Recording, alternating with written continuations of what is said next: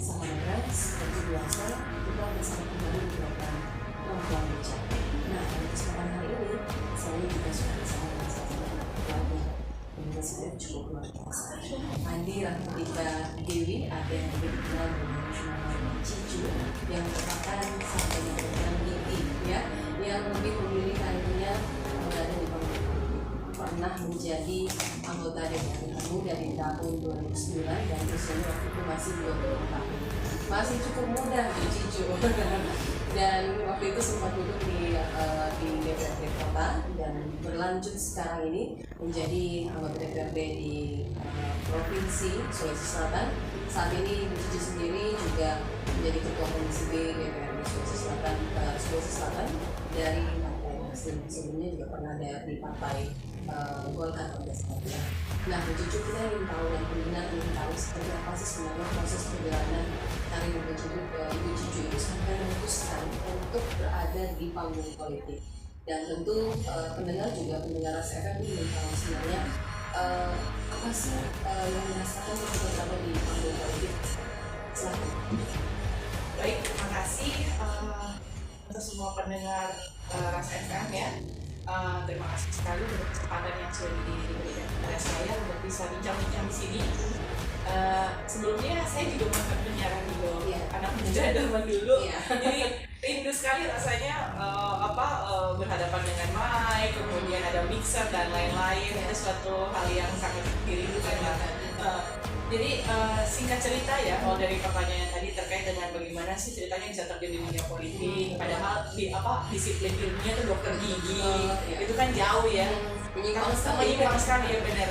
Tapi dulu mungkin itu hal yang tidak biasa ya, maksudnya ada orang yang bekerja di luar disiplin ilmu, tetapi hari ini hampir di semua bidang itu orang sudah tidak melihat apa disiplin ilmunya gitu.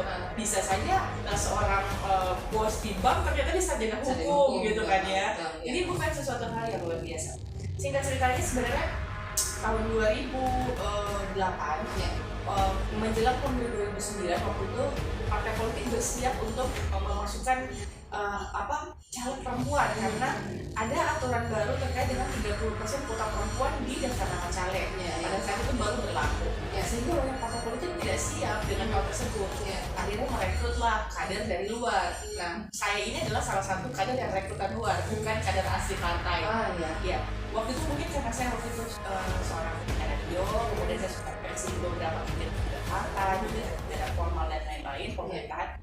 Sehingga ada beberapa partai yang melamar saya untuk bergabung untuk mencukupkan kuota tersebut. Akhirnya setelah pilih, akhirnya saya memilih salah satu partai yang berwarna kuning ya, itu Partai Golkar 2008. Masuklah saya waktu saya nomor 6 dan pilih kota Makassar, Kapolri di Padang, Kecamatan Makassar. Tak disangka, tak diduga ternyata terpilih gitu. Semua orang kaget, kok bisa gitu kan ya. Mungkin waktu itu saya anggap sebuah mungkin keberuntungan juga, tapi waktu itu juga saya melakukan kampanye seperti cara-cara lain, hanya modalnya sedikit berbeda. Waktu itu karena saya masih sekolah di kedokteran gigi, kampanye saya waktu itu adalah pemeriksaan gigi gratis di beberapa wilayah-wilayah wilayah-wilayah yang banyak masyarakat yang tak mampu. Dan itu penerimaannya sangat bagus karena karena jarang sekali ada yang melakukan pemeriksaan gigi kan. Kalau gigi kan memang agak sulit karena peralatannya dan lain-lain. Karena cukup bagus dan alhamdulillah terpilih 2009 menjadi anggota DPRD termuda pada saat itu. Kemudian lanjut di tahun pemilu 2014 saya akhirnya pindah ke Partai Nasdem. Kepindahan saya waktu itu karena salah satunya adalah mungkin untuk di partai yang lama saya tidak sulit berkembang karena saya bukan kader tulen, kemudian dan lain-lain banyak persaingan yang ketat ya. Ada partai baru yang cukup menjanjikan yang tidak. Pada saat itu saya langsung ditawari sebagai ketua di Makassar. Partai itu rasanya seperti apa itu? Pergolakannya cukup panjang karena kan saya harus di PAW, saya harus keluar dulu dari DPR benar di PAW baru masuk ke partai lagi. Jadi akhirnya saya bilang habis kita tidak partai deh. Maksudnya kesempatannya tidak ada lagi untuk seorang perempuan kayak saya gitu di usia semuda itu, pengalaman yang minim gitu kan. Tapi kan kalau melihat nih pengalaman yang minim tetapi di sekitar di sekitar lingkungan Ibu Cicu kan kita boleh tahu nih ada orang-orang yang pastinya mendukung Ibu Cicu dan juga setidaknya memberikan nasihat-nasihat seperti apa sih itu di panggung politik seperti apa. Nah tentu saya ini mau mundur sedikit nih Ibu Cicu bahwa menjadi anggota Dewan Termuda dan ini kan dilamar gitu ceritanya, dilamar oleh partai untuk masuk dan mencukupi kuota 30%. Nah ini yang perlu mungkin diketahui oleh masyarakat bahwa tidak hanya mencukupi kuota 30%. Pada saat Ibu Cicu dilamar oleh salah satu partai untuk duduk menjadi anggota, kira-kira apa yang ada di benak Ibu Cicu? Apa yang harus saya lakukan kira-kira di usia yang pasti kan ada ya pikiran-pikiran miring bahwa ketika yang duduk itu masih muda, terus apa yang bisa dilakukan gitu? Itu pasti cemoan-cemoan yang sudah sering lah gitu. Iya betul. Ya. Jadi waktu itu kenapa saya akhirnya memilih untuk mencoba ikut di pemilu waktu itu? Saya pikir saya mau berapa? Waktu itu masih dan ada. Dan saya juga pikir mungkin saya dulu gitu. Ya udahlah saya mau cari pengalaman aja, nggak apa-apa toh gitu kan, cari pengalaman. Toh juga waktu itu saya masih bekerja di stasiun radio yang di Asasa. Nggak apa-apa lah, saya coba-coba aja deh, toh nggak ada ruginya kan ya udah ayolah. Bismillah, itu ternyata dulu. Dan pendapat-pendapat yang miris seperti itu, waduh itu hampir setiap hari saya terima. Tapi itu jadi sebuah motivasi untuk saya gitu, bahwa keberadaan saya di sini waktu itu di DPRD kota mungkin memang ada support dari keluarga, saya tidak bisa bilang tidak ya, tetapi saya memang memiliki kemampuan kok untuk jadi seorang wakil rakyat. Terus saya sudah dipilih gitu kan, akhirnya saya banyak belajar, saya banyak melihat, mendengar, baca gitu kan ya, untuk mengasah kemampuan gitu, sampai akhirnya saya di titik ini gitu. Maksudnya semua itu kan butuh proses dan proses itu panjang gitu, tuh bangun lah pokoknya. Iya, jadi untuk saya sih sebenarnya tidak ada segala sesuatu itu kita dapatkan secara instan ya, semuanya butuh proses. Dan saya melewati semua itu untuk sampai di titik hari ini. Saya selalu bilang gitu, saya ini bukan organisatoris gitu. Basic ilmu saya dokter gigi, saya tidak pernah ikut organisasi kepemudaan, organisasi masyarakat, apapun itu modelnya. Karena saya sibuk bekerja di usia muda dan saya sibuk sekolah gitu. Karena kan kedokteran ya susah bukan ya. Jadi misalnya kayak kita nggak punya waktu untuk kok sama teman-teman nongkrong, jarang sekali. Jadi saya biasanya itu cuma kerja dan kampus. Itu aja kerjaan saya. Jadi saya nggak punya banyak waktu. Makanya minim pengalamannya itu karena saya tidak banyak ikut organisasi. Kemudian juga saya memang bidang ilmunya juga tidak di politik gitu. Jadi memang banyak sekali hal yang harus saya lewatin untuk sampai di titik saya hari ini gitu. Dan saya pun hari ini masih terus belajar gitu dan terus mengasah kemampuan saya.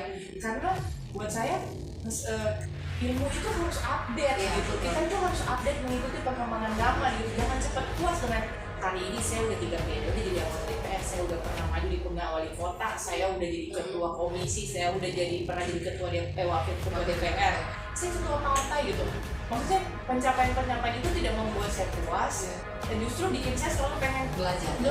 Iya, harus kita terus asah itu kemampuan, harus terus kita harus terus menambah ilmu kita gitu. Karena segala sesuatu ini kan kita harus ikutin perkembangan, harus update gitu. Apalagi di zaman sekarang, oh my god, sekarang kan ada milenial gitu. Sekarang itu adalah calon-calon pemilih kita, itu adalah calon konstituen kita. Jadi kita harus menyesuaikan lagi model kampanye, pendekatan komunikasi dan lain-lain seperti itu.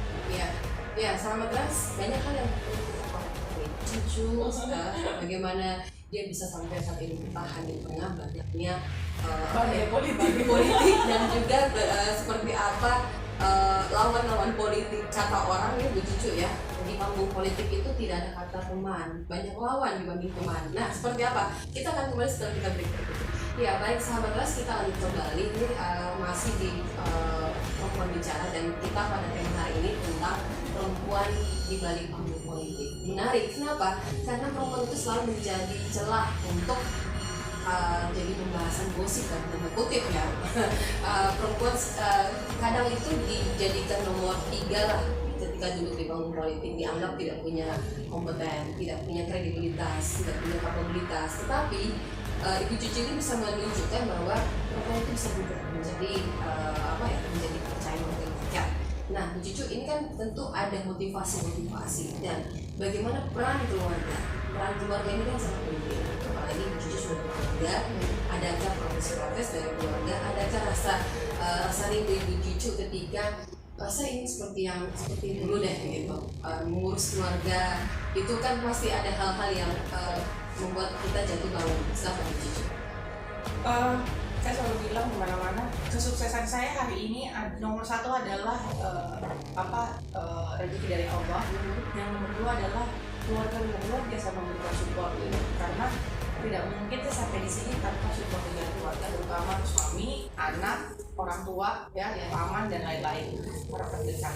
Karena sulit sekali untuk seorang perempuan itu berkecimpung di dunia politik tanpa support keluarga. Kita harus meninggalkan rumah di jam-jam yang kita tidak tahu gitu kapan selesainya gitu kan. Urusan politik itu bukan urusan kantoran yang normal gitu.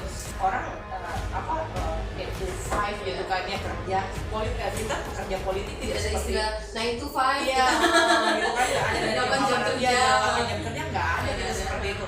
Sehingga memang harus benar-benar disupport. Jadi sebelum menikah kan sudah jadi anggota DPR Jakarta, ketemunya juga dengan politisi alhamdulillah, sehingga paling tidak suami saya itu sangat paham bagaimana jam-jam kerja pekerjaan seorang politisi gitu, sehingga alhamdulillah beliau sangat support. Anak juga pintar diajarin, jadi dari kecil sudah diajarin kamu harus di office kita ya. Office itu dari jam segini sampai jam segini. Kalau saya pulang kerja saya telepon, kalau saya harus keluar kota saya kasih tahu baik-baik. Saya pergi keluar kota ya untuk kerja gini. Jadi keluarga itu sudah harus memberikan, kita sudah memberikan pemahaman kepada paling penting si anak. Kalau suami alhamdulillah supportnya luar biasa sekali. Apapun yang saya mau, apapun yang saya pilih, jalan yang saya pilih, dia selalu ada di belakang. edukasi anak itu ternyata tidak mudah. Bisa apalagi anak yang masih usia Usia dini, tentu saja